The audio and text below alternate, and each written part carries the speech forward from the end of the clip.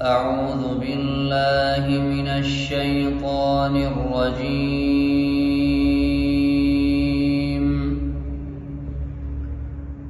بسم الله الرحمن الرحيم.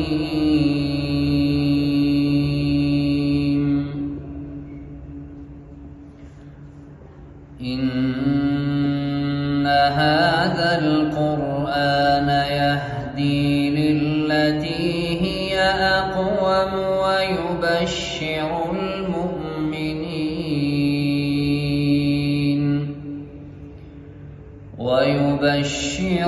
المؤمنين الذين يعملون الصالحات أن لهم أجرا كبيرا، وأن الذين لا يؤمنون بالآخرة أعتدنا لهم عذابا أليما. ويدعو الإنسان بالشر دعاءه بالخير، وكان الإنسان عجولا.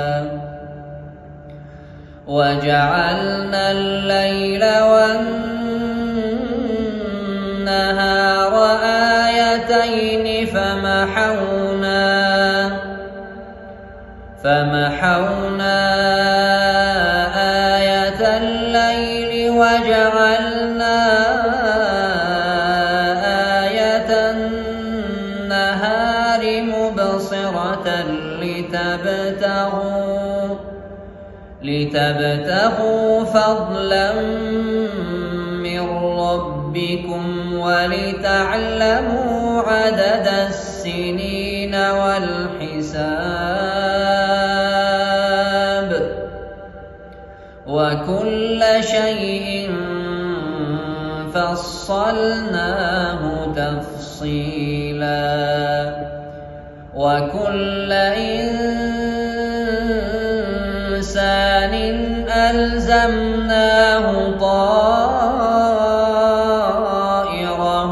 في عنقه، ونخرج له يوم القيامة كتابا يلقاه منشورا. اقرأ كتابك كفى بنفسك اليوم عليك حسيبا. صدق الله العظيم. سبحان ربك رب العزة عما يصفون، وسلام على المرسلين، والحمد لله رب العالمين.